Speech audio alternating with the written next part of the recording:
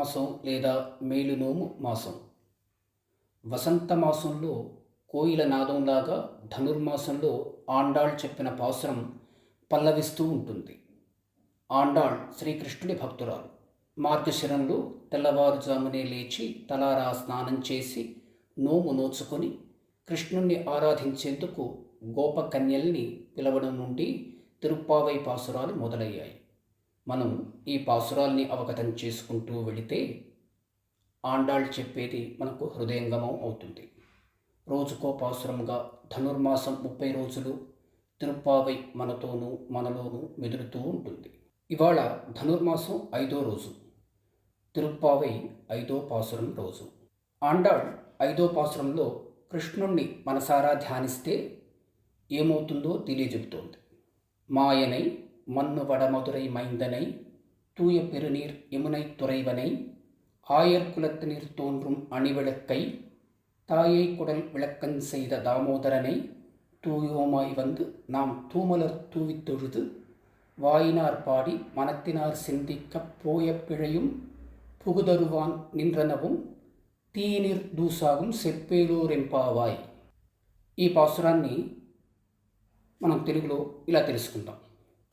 నల్లని వాణ్ణి, కొలువై ఉన్న మథురానాథుణ్ణి, పవిత్ర జలాల యమునా తటివాణ్ణి, గోకులంలో వెలిసిన దివ్యదీపాన్ని, కన్న తల్లి కడుపుకు కీర్తిని తెచ్చిన దామోదరుణ్ణి, శుచిగా వచ్చి స్వచ్ఛమైన పూలు చల్లి ప్రార్థించి నోరారా గానం చేసి మనసారా ధ్యానిస్తే జరిగిపోయిన తప్పులు, జరగబోయే తప్పులు మంటల్లో దూది పింజలైపోతాయి అని అందాం. ఓలాలా నాచలి. ఈ పాసురాన్ని మనం ఇలా అవగాహన చేసుకుందాం.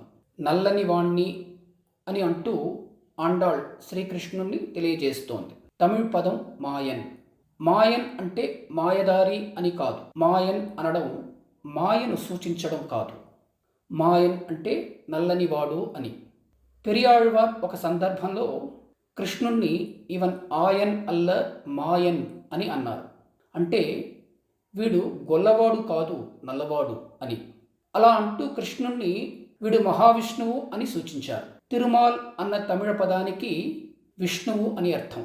తిరుమాల్ లేదా తిరుమాలన్ పదం తిరుమాయన్ అయిందని, అదే మాయన్ అయిందని చెబుతారు.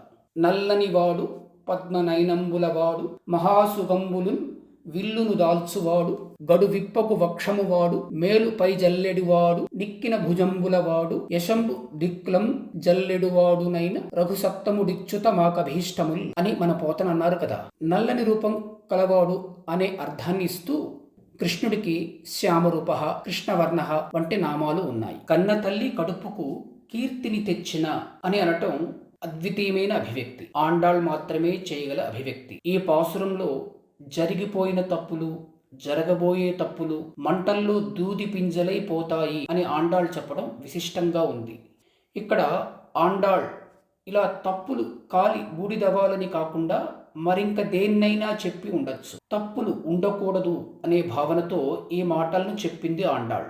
ఇది అత్యుదాత్తమైన భావన. ఈ భావన మహోన్నతమైన మానసిక పరిణతికి రుజువు. జరిగిపోయిన తప్పులు మనందరికీ పెనుహాని చేస్తూనే ఉన్నాయి. జరగబోయే తప్పులు తప్పకుండా మనకు పెనుహాని చేస్తాయి. కాబట్టి ఆ తప్పులు కాలి బూడిదై లేకుండా పోయి మనం మేలుగాను క్షేమంగాను బతకాలి. తథాస్తు.